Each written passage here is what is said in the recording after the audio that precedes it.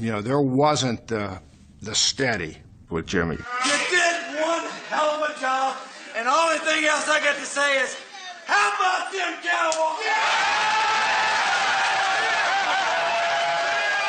Yeah! Whether it was good or bad, the human side came out. We said we're going to win in the fourth quarter, and we won it in the fourth quarter!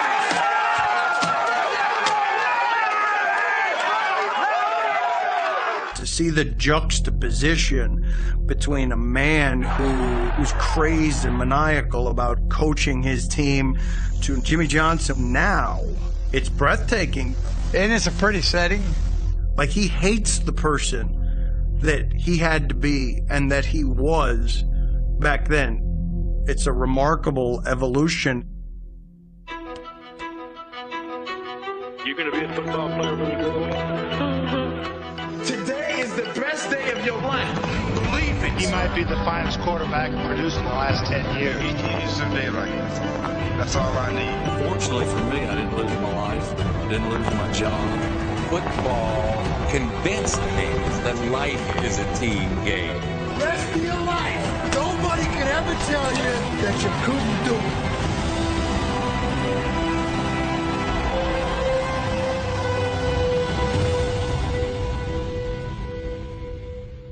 Go. My name is Jimmy Johnson. I can be your ultimate survivor. I've watched every minute of every episode of Survivor. You've had some good people on there, but I believe I can beat all comers. Back when I was a kid, I always thought about, maybe going to the Amazon, and I always wanted a pet monkey. And so the Survivor program came on, and I started watching them, and I said, man, I'd love to do that. I remember him saying, I've never missed an episode of Survivor, and I want to be on it. You go, you're like almost 70. Really? You want to do this? I'm in good physical health, although my wife Rhonda says I'm crazy. And I used to tease him. I said, I'll just lock you out of the house, and you could sleep in the woods and, starve to death. Get that. And probably within the first 24 hours of Survivor, sitting in the jungle with no food, no sleep, Jimmy realizing what an incredibly stupid idea this was. We had less than 200 calories a day. I didn't use the bathroom till the 8th day. That tells you how much I was eating. Nothing. Even though he only lasted a few episodes, he made a big impact. All you had to do was look at Jimmy and say, Jimmy, what's wrong with this tribe? Let me tell you, Jeff, we got a few things wrong. Now, I'm not trying to be the leader. Yes, you are. Okay, I guess I am. But I think it's one of the things that he's probably the most proud of. When I got voted off, they said, Coach, we got some great food for you. Jerk chicken, this and that. I said, give me a cold beer. I sucked down about 4 or 5 beers. I was happy.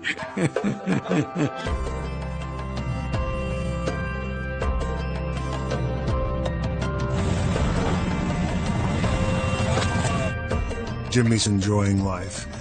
After, I don't know how many years of being a coach, just grinding and grinding and grinding. And I envy that a great deal. Being out on the water is so relaxing for me. I was born and raised in Port Arthur, Texas, right on the coast. And so we were always on the water. And then when I moved down to the Florida Keys, I started fishing and just loving it. Good job! There you go! I like the fact that he's starting to let his hair back and let people see that there is a personality behind the mad scientist that took his team to championships. Stretch it out, stretch it out. I remember him telling me when he first got to Miami, he said, Michael, we're going to do things a little bit different. He had a style which you don't find in sports leaders who care about how they're perceived. He was just soaked in, I don't give a The air of confidence that, hey, look, I don't care where we play you at. We could play you in the parking lot. We're going to kick your butt. Give it your all. Play hurricane football. There's only one way we know how to play the game. They did a lot of winning, and they did it with more swagger than anybody before that. You know, he wanted us to be smart. He didn't want to take any penalties. But basically, he was giving us free rein to dance and jump around and point fingers. College football, I mean, that's amateurism. That's manicured campus lawns. That's cheerleader sis boom ba. And in walks a team that would tell you they were going to kick your ass, would then kick your ass, and then would remind you afterward that they had kicked your ass. You know, the Penn States were beating you and shaking your hand. We were beating your butt and let you make sure you tell everybody you just got beat by the U. We wanted you to echo the whooping. And people accused me of running up the score. Miami keeps chucking it in that end zone. I would think this would be a good time for Jimmy Johnson to show a little compassion here. This game's over with. We would substitute players. We'd put in our backups. But we didn't allow our guys to let up against anybody that we played. You play like hurricanes. You pour it on. You don't ever stop until the end of the ball game. I remember distinctly Notre Dame T-shirts that called Jimmy Johnson pork-faced Satan, as if it wasn't merely enough to call him Satan. He's got to be pork-faced as well. I mean, Satan seems sufficient, but on top of that, he's pork-faced, which is an excellent description, incidentally. Miami was the team to hate. I made no bones about it. Before the game, I said we were the best team. The arrogance, the cockiness. It built to a crescendo at the Fiesta Bowl. Just an attitude of belligerence and hostility, and it offended the country. And there is Jimmy Johnson. In an 11-0 season, Miami truly was never threatened. Here comes pressure, Schaefer to throw, and he is hit. They're going to rule it a fumble, and Miami has recovered. And the Nittany Lions in trouble from the beginning. We dominated the game. The way we ran the football, the way our defense played. 5 sacks. But we turned it over. It's just simple as that. And there it is. The Penn State Nittany Lions are the national champions. I was devastated. Here we had gone 11-0, first time in University of Miami's history. But because we lost the game, we were criticized for the way we were doing things. We are dealing with students. Students first, who are athletes second. He was always butting heads with Tad Foote and intellectuals at Miami who were very uncomfortable with how this team was representing the university, but didn't have any problem taking all the money that this program was producing. And so he saw the hypocrisy in that. If a question is there, the 87 teams will answer it. And so it was almost redemption the next year. We went undefeated with a team that wasn't as talented.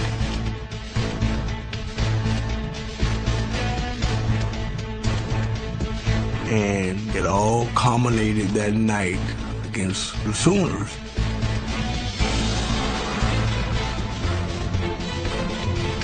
We're coming with a different stick. It will not be the same thing this time. Walsh again, lofting the ball. Irvin is open. Touchdown. And this is history. The party has begun in Miami. Jimmy had a chip on his shoulder after being so close in '86. So I think it was just pure release of emotion. Look at Jimmy Johnson. The demons are gone. He's a national championship coach. When people throw stones at our football team, we all hurt because we are a team and we do care for one another. And this makes the hurt a little better than what it was.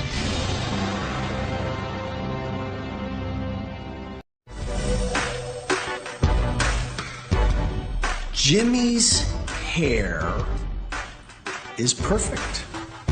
That's one of the wonders of the world. In the time I've known him, it hasn't changed a whole lot, but I've only known him 25 years. Fox has done a good job of squelching this, but Greenpeace has boycotted the studio 2 times for the damage that Jimmy is doing to the ozone. I use a little spray every now and then, but I've been doing it for so long, I'm almost required by Fox to have my hair this way.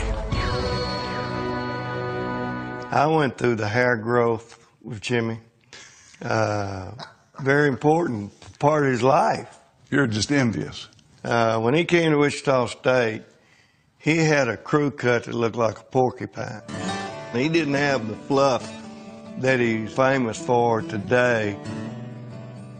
When I was at University of Arkansas and we were undefeated and won the national championship, and I was on the all-decade team, I was an undersized, very quick, try-hard type player. Bonnie Mac Smith and Jim Johnson nailed Churchich for a 4-yard loss.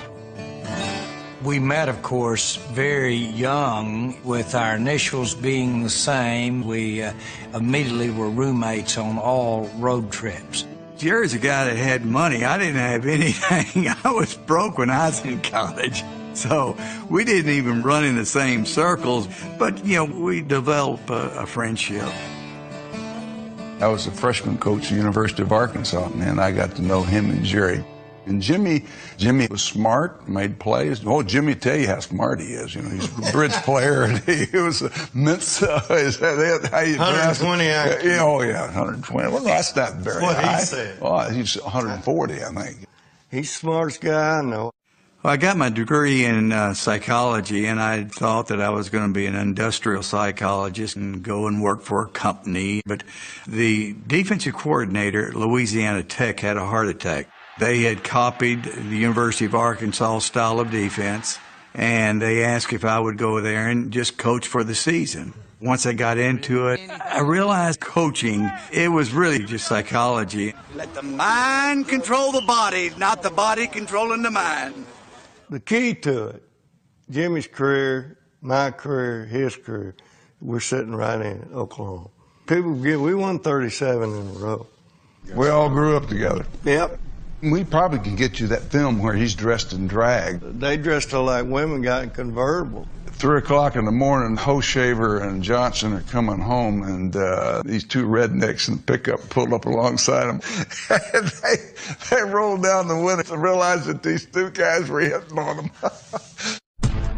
Now, my next run-in with Barry's when he was the head coach at Oklahoma. I was the head coach at Oklahoma State. With a mixture of brilliance and good old common sense, head coach Jimmy Johnson molded the Cowboys into his kind of football team. Fun, fast, and fantastic.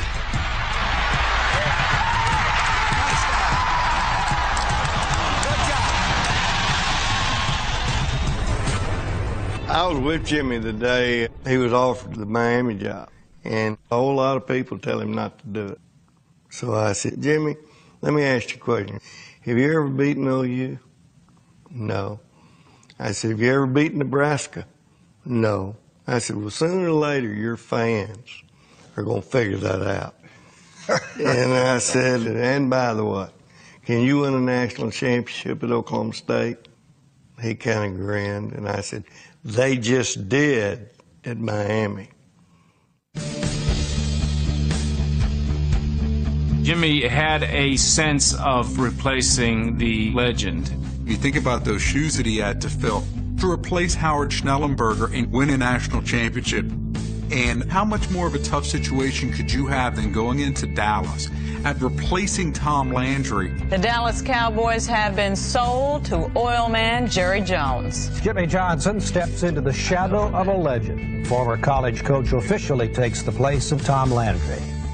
Tom Landry was not just a football coach. He's Mount Rushmore with the hat on, and here comes Jimmy with the hair, and people were just rolling their eyes everywhere saying, what is this guy from Arkansas getting us into? This was not done to hurt anybody. It was not done out of disrespect to anyone. All I know is I have a burning desire to be the very best. It was a tough start. You know, they were talking to a group of people that didn't want to hear what they had to say. You know, it wasn't easy for me to walk away from the University of Miami. We lost 2 regular season games in the last 4 years. So we've kind of enjoyed it down there. And I knew it was going to be somewhat of a controversial situation, but I want to be here. Welcome to Valley Ranch, Coach. It was kind of fun. I was a college coach, you know, and I did things a college way. We had off-season program. You know, we worked year-round. I go to the weight room, and it was an outdoor weight room. I said, where are all our players? How's the body feeling? It's not in very good shape. Of course, it's not supposed to be in good shape now. Too much cheesecake? Cheesecake and beer, yeah. Mostly beer. So it was a culture change for the Cowboys when I first went there. Be under control. Keep those hands up. Looking at me. Looking at me. I can't. I got Randy White, Hall of Fame player. Ed Too Tall Jones at the end of his career. They're doing like 3-man monkey rolls and crab circle crabs. It was our conditioning program. And Randy came in and he said, Coach, he says, I think you're going to do a great job. He says, but he said, I don't think I can go through this again. So we had a retirement party for him. But they were bad. It may be far-fetched, but I'm not too sure our Miami teams couldn't have beaten that Cowboy team. Nick Lowry kicks off for the Chiefs. His leg's going to get tired.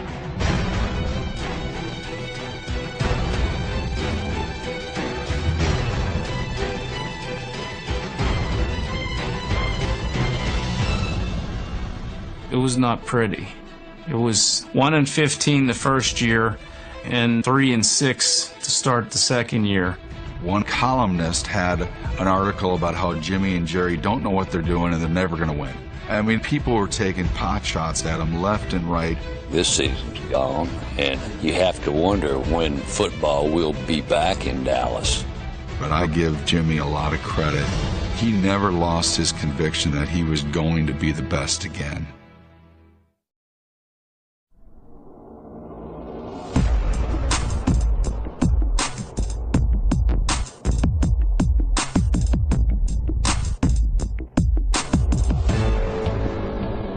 I picked up a few more rods since the last time y'all were here. Well, you know what? It's beautiful. Sun's coming up. Great day. Beats free agency. All right. Fix the run, so everybody better hold on.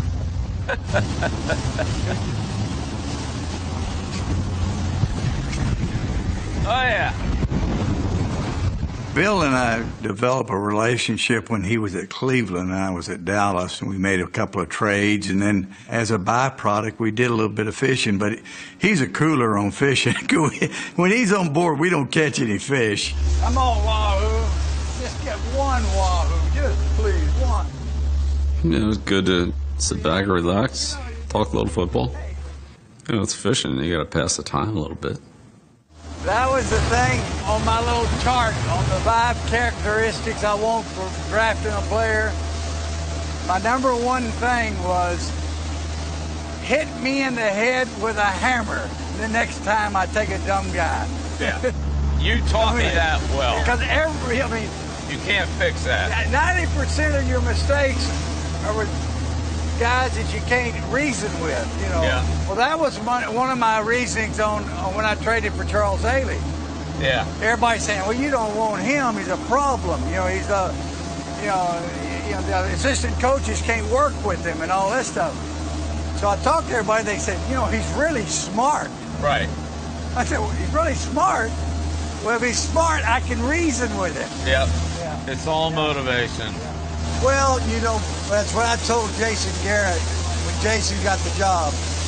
People in the past could give a less about Jason Garrett. You'd walk that hall, nobody turned their head. Now you're the guy. Everybody in that organization looks at you and they want to be stroked. The practice squad player that you go over to and you recognize him when he didn't even know you knew his name. Right. That intern coach that's breaking down film. I said, everybody in that organization, if you're going to be good, they all have to be at their best. And the only way they're at their best is if you're stroking every one of them. And I said, that's a hell of a lot more important than those X's and O's. Then one more X. Right.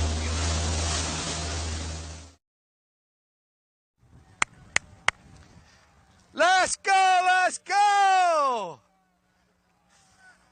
Beautiful day in Austin. Russ, how are you doing today? Romping, stomping, raring to go? All full of piss and vinegar? That hip all right, Dave? Sore? Fighting through it though, huh? Yeah. Let the mind control the body, not the body control the mind. When it comes to moving men, there is no one better than Coach Johnson. Oh, Michael, two-hand. Don't be cute. Don't be pretty, be good. He brought the best out of each guy. Right there, right there. Get in there, Beast. Nice quickness, nice cut, DJ. All right, Charles, that's your play all the way now.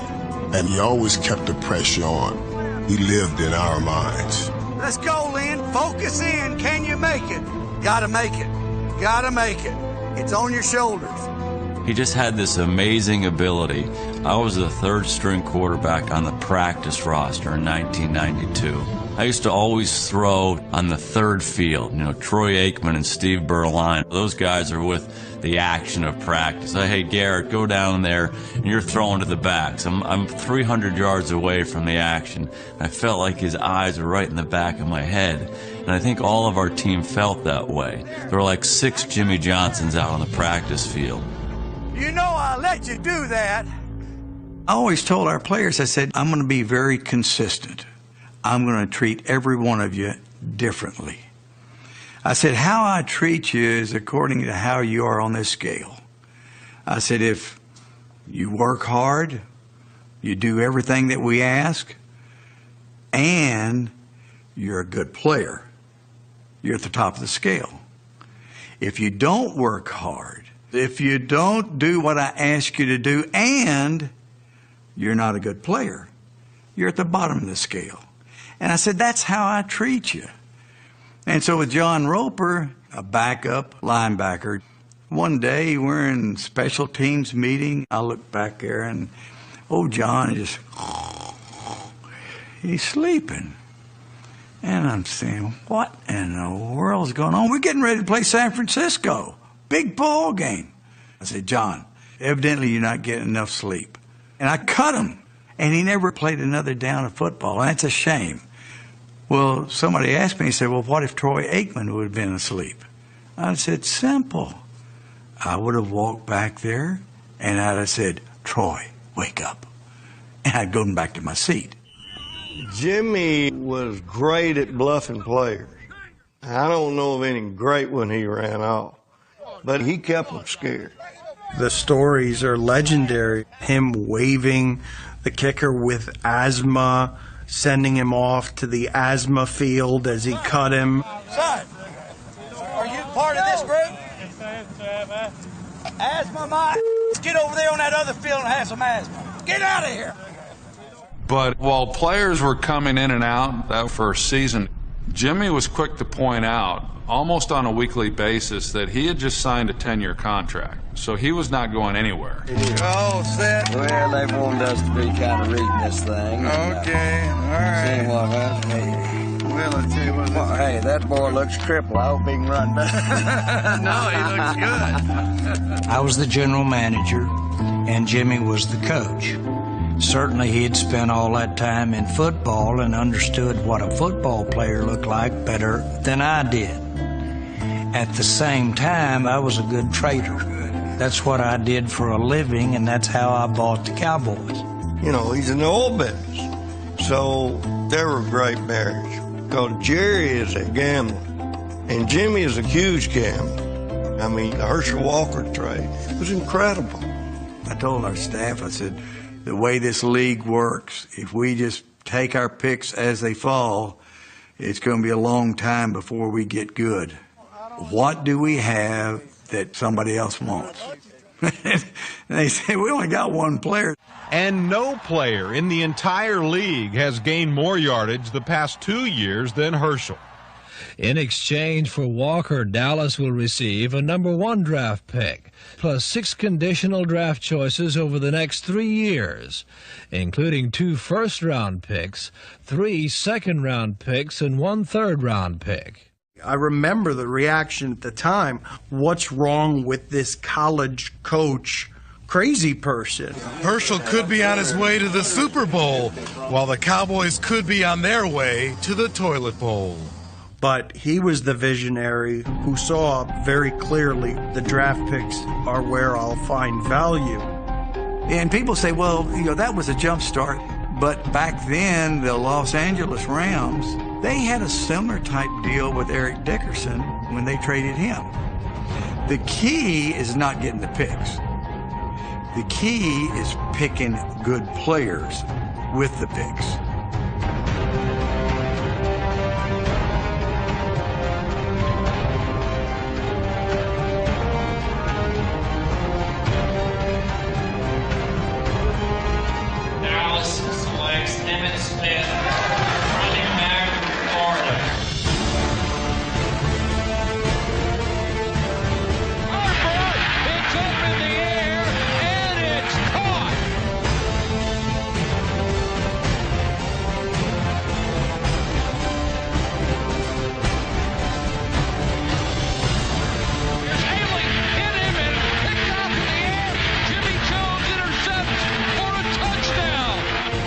To build that into the dynasty that it was, his eye for talent was a huge difference, and it really changed the course of that organization.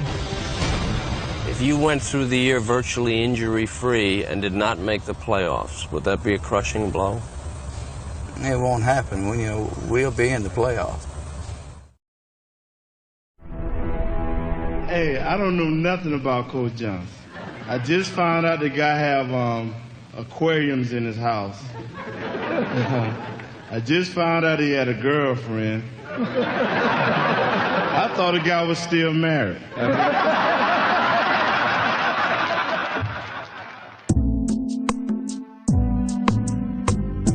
Rhonda's what Jimmy needs. Jimmy's a strong personality. Rhonda's a stronger personality.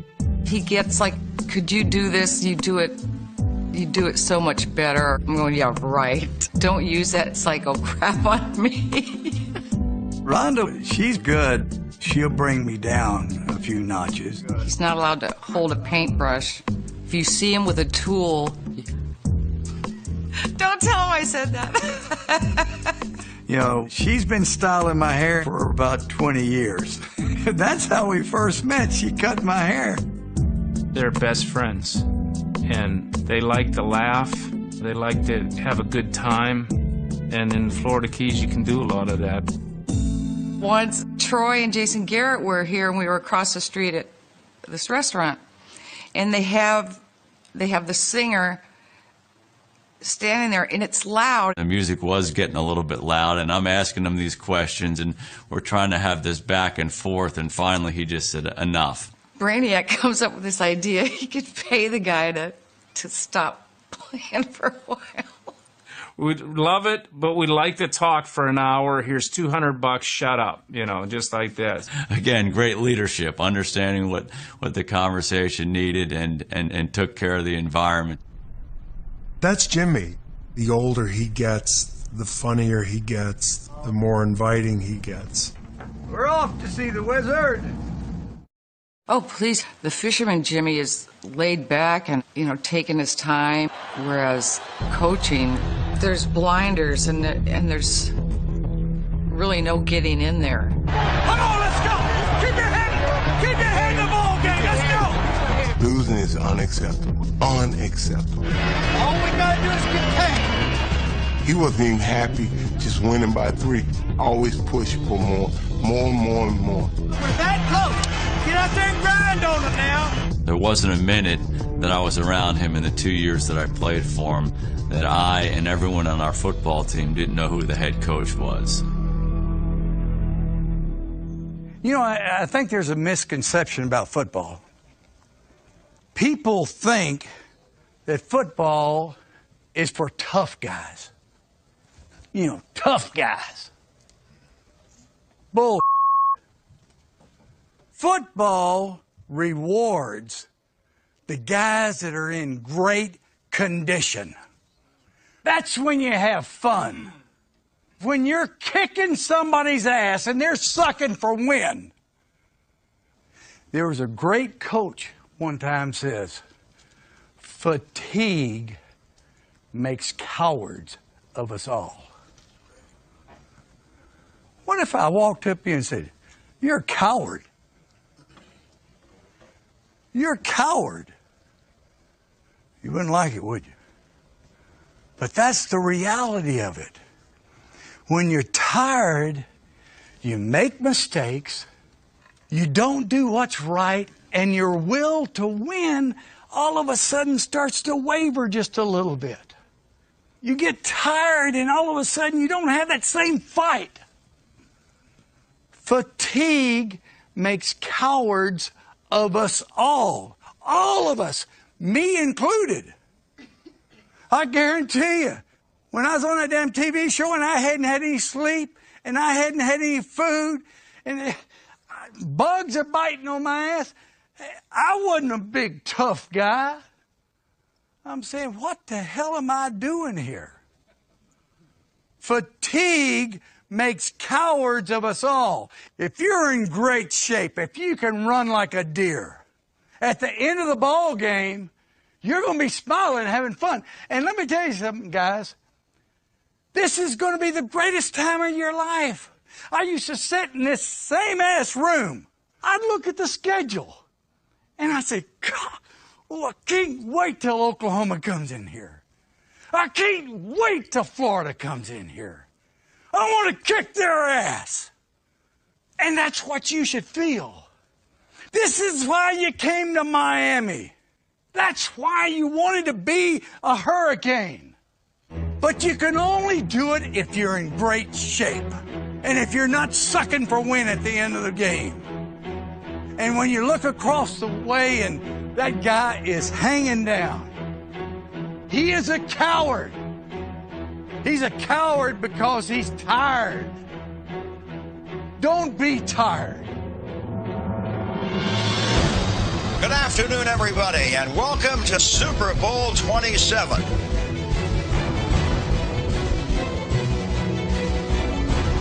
I promise you, he's a seer. That Super Bowl that year, he said, listen, Buffalo's good. We're going to have a fight. We're going to have a fight through that first quarter, but we'll get them, and then they'll start turning the ball over, and we'll pour it on. And when you're seeing it, and it starts working, you say, oh, my God.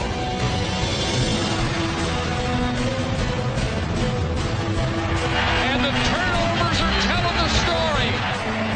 Buffalo, they're a sloppy team. They're talented, but they're sloppy. They turn it over. That's why we're going to win.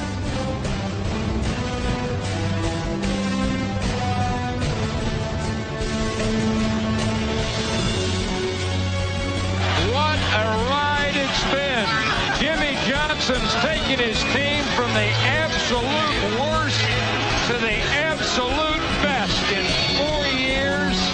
And Dallas, your Cowboys are the champions. Come here.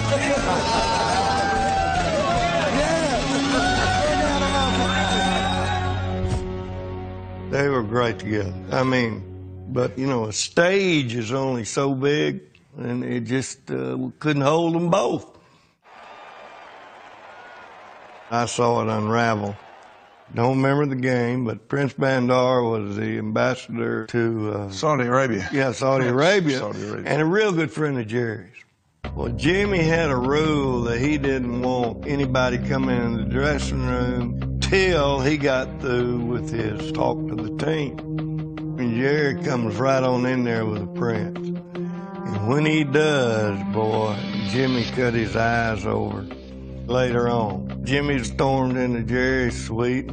They get face to face and going at each other about Jimmy had rules, people not coming in the dressing room. And Jerry said he had a rule too, he owned the team. And, you know, and I had to split. That trumps another rule. I had to separate them. Seriously, it really was heated. That's when I knew there was a crack in the dam. 2 in a row, baby. 2 in a row. How sweet it is. Coach Johnson, your team has a knack for coming to the White House. The decade is not even half over, and they've already won 2 Super Bowls. There's no telling what this team can do. It's young, it's aggressive, it has great leadership. I've said so many times to him, God, it's just a shame that you and Jerry couldn't have put your egos aside, because I saw a run like the Steelers had in the 70s of Super Bowls. I think everybody's kind of gotten a kick out of Jimmy and Jerry and thinking that we were at each other's throats. When you win these kind of things, the only thing you're going to do at each other's throat is hug it. It goes back to our original conversation with Jerry and I. I can remember it like it was yesterday. He said, Jimmy, he says, we're going to go back to back. He says, you're going to handle all the football. I'm going to handle all the financial, and we'll make sports history. But we started having some problems. One of them, for instance, I traded for Tony Casillas. I turned on the television about 10 minutes later, and Jerry's doing a press conference and said, you know, I traded for Tony Casillas. And I'm thinking, he didn't trade for Tony Casillas. I traded for Tony Casillas. And maybe it's splitting hairs a little bit. Maybe it is a little bit of ego. But I told Jerry, that's what bothers me. And he told me, Jimmy, I can make $10 million. And nobody cares. And it's amazing how much they care about that backup offensive guard. He said, I want to be part of that. I want to be having some fun. And I understand. I mean, and that's the way it was. But that's when it started happening. Do you respect his football knowledge? Yeah, I respect Jerry's football knowledge as an owner and as somebody that loves the game. But you don't respect him as an equal to you in terms of football knowledge and judgment? I know, because I have spent 30 years, learning what I know right now. Jimmy wants credit, and he deserved it. But Jerry just wanted, someone to act like he owned the team. That's all Jimmy would have to do. They're so headstrong, both of them. They rub one another the wrong way very often. And when Johnson said he was intrigued about the possibility of Jacksonville, Jones told me I had the reddest neck in all of Dallas. Well, I was really annoyed because we ran a big chance of having this thing go off track in the middle of the season. Jerry said, for instance, that, hey, if somebody came calling, he should say, hey, I'm not interested. It's very, very easy not to be interested when you own the Dallas Cowboys and you have multi-millions of dollars. Jimmy always knew what he was doing. He always knew exactly what he was doing. He figured out how to get Jerry to fire him. I'm not kidding you. I don't care what Jimmy says. I believe Jimmy had a plan to get run off. And so I think what happened at the owners' meeting, Jimmy was looking for the door, and he's looking for Jerry to open the door. And at the owners' meeting, he opened the door. We're sitting at a table with, people that Jerry had fired. He didn't see the fired guys. He saw Norb and Wannstedt and Jimmy. And he went to toast them, and Jimmy kind of gave it a look, kind of like, what are you doing? And it made Jerry mad. Jerry said, you guys, and left. And I didn't think anything about it. And I got up the next morning, and the headlines in the paper was 500 coaches could coach his team to a Super Bowl. And I said, hey, it's not going to work. In order for them to go on from here, We have mutually decided that I would no longer be the head football coach with the Dallas Cowboys. It was devastating. Devastating. Do you have any reaction to what's happened out here today, Michael? As blessed and as fortunate as we've been when I'm with Troy, to this day, we still talk about we should have at least 5 rings. Yeah, I'm disappointed that we didn't get a chance to really exhaust that relationship and find out how great could it have been. And I don't think Jimmy spends a moment thinking about it. I really don't. We've gone through a little transition here. Well, maybe it's a big transition. I was shocked, even though I knew Jimmy had a plan, I knew Jerry was tired of it, I just didn't think they would do it. I was a lot more shocked when he hired Switzer. And now Jones has left himself to lead the players and settle the fans. And Jerry takes a lot of grief for me leaving, and he shouldn't. I was leaving. It got to where it wasn't fun for me. I was hard on our team. After winning the first Super Bowl, I was harder. I had to be the bad guy because people get complacent. He said that a number of times to me, that he was tired of being the bad guy, which I guess that was a little bit of a shock to me because he was so good at it. You know, I mean, it seemed like he really enjoyed being the bad guy, but it's been since I've gotten to know him that that's not him. Scene 110, take 23. Since I left coaching, I haven't missed that grind at all. Who needs it? Let's get it loose. Get your butt up a little bit. Good.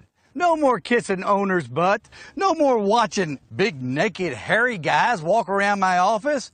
Now there's just me, a bucket of beer, and the beach.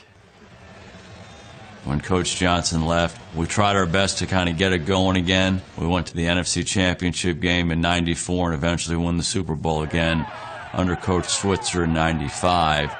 But we were never as good as we were during the years under Jimmy Johnson. And that's what I think we should do, and I still believe that we will. Yes, sir. Mr. President, back on The President's question and answer session is expected to continue for a few more minutes, but right now we're going to interrupt our coverage of the news conference to cover another big story right here in South Florida. A very big story. Jimmy Johnson is now the head coach of the Miami Dolphins. Johnson sealed the deal late this afternoon and he signed his contract.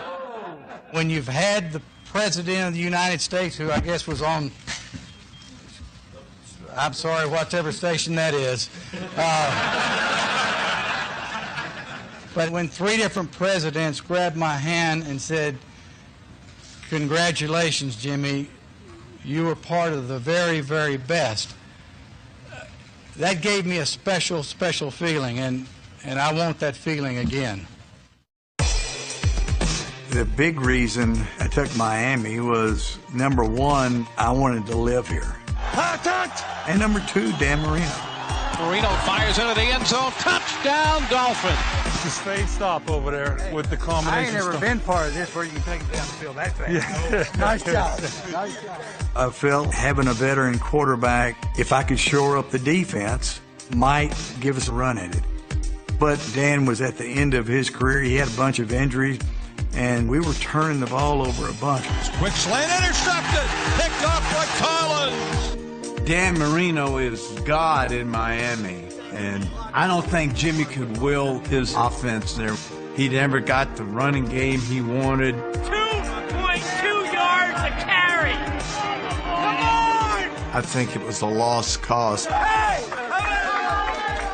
It was disappointing because we didn't win a championship, but we're in the playoffs 3 straight years. We won a couple of playoff games. So we did okay, but for me, that was disappointing. The thing that resonates from Jimmy Johnson's entire tenure here is that he found life perspective here. 1st and 10. And you saw the look on Jimmy Johnson's face. Jimmy's mother, Aline, at the age of 77, passed away last night in Port Arthur, Texas. I really have a very, very difficult time with someone passing. I don't want it to cross my mind that they're not here anymore. Sorry to hear about your mom. Yeah. When my mother passed away, I flew to the funeral, and I went and saw her in the casket, and that was hard. Very hard. And so when Daddy passed away, I wouldn't even look at him in the casket. It's something I have a difficult time dealing with. To that point, he very rarely said even "I love you" to his sons. And at his mother's funeral, his sons saw for the first time their strong, willful father broken. I mean, they were holding him up at the funeral. The whole time my two sons growing up, I was so wrapped up in trying to win football games. I didn't see them play. I wasn't there at home very often. And so when my mother passed away, I realized how little time I'd spent with my own family. And I think that's when I realized that I wasn't going to coach anymore. Well, this time it's final and forever, so I am retiring from coaching. I've had my time in the sun. I've had my time in the spotlight. Now I want to have my time with my family. Coaching to these guys is like a heroin addiction. They all come back. All of them.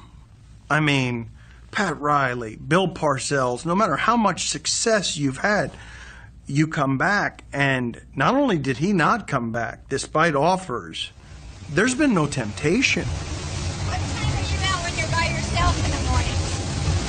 Whenever my eyes open,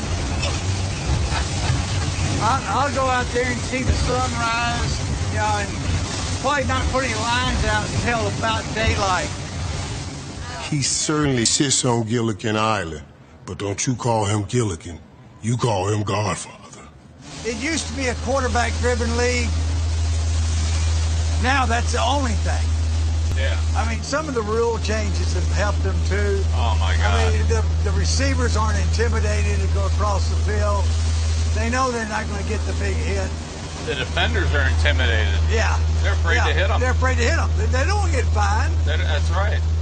Not many guys who understand what Bill Belichick is going through after as much success as he's had and trying to draft players and re-sign guys and hold things together. And, you know, Jimmy's one of those few guys that does. Everybody comes to the Godfather. I do have this month, I got Belichick's coming in, Sean Payton's coming in, and Norv Turner's coming in. It's not just football coaches that come visit him. It's actors who come visit him. It's the San Antonio Spurs. Fergie, the Black Eyed Peas, and that's Fergie's dad right next to her. Baseball executives have flown their entire staff down, picking his brain about running a business, running a sports franchise. I mean, I can't think of too many other coaches like that were successful at all three levels, as a player, as a college coach, and as a pro coach. That's pretty rare. Hey, Jimmy, we just got a nice back doing. What are you doing? We got Belichick here trying to get him a wahoo. He's still awfully competitive. The last couple of times we've been there, the seas have been rough, and no one's really wanted to fish except Jimmy. And I have a long history of having problems being out in the sea. But till the end of my life, Coach Johnson is my coach. He's the big coach. So I tried everything. I stayed outside, I went inside, I went up to the top. It just got worse and worse and worse, and finally I threw up. I'm saying, Jimmy, look at these people. They're sick, for crying out loud. And well, you know, I'd hate to not catch a fish. I said, nobody cares if we catch fish, all right? We just want to get off the boat. I mean, we could care less about the fish. And it just killed him to have to turn around and go back to shore without a fish. So he's still awfully competitive. I'm Jimmy Johnson. No, not the race car driver. I'm the better-looking Jimmy. Since I recently became the spokesperson for Extends, everywhere I go, guys ask me if Extends really works. I'm here to tell you, Extends works for me. Jimmy's a capitalist. There's been a lot of talk about it. Like I said, Jimmy's at a great point in his life when he understands how important time is, and he doesn't want to waste a minute of it, and he really doesn't care what you think. And we all need to get to that point as quickly as we possibly can. Wayne Huizinga talked about it. He says QTL, quality time left. It makes a difference how much money you have or all the material things you have. Can you really enjoy it once you get to a certain age? And so it kind of hit me. That's a bring the fish up. In his case, I've accomplished what I wanted to accomplish. I'm not looking at my trophies going, well, there was a day. I did that, and I enjoyed it. I was a really good coach, one of the best, maybe the best. If you keep talking long enough, I'll convince you I was the best. But I'm done with that, and now I'm a really good fisherman. See, he's been on Survivor, so it's kind of, you have a little bit of an advantage if we run into trouble. What do I need? Fuel for the boat, some bait, cold beer every now and then. I still got my health, got my wife, got my family. I want to enjoy those people.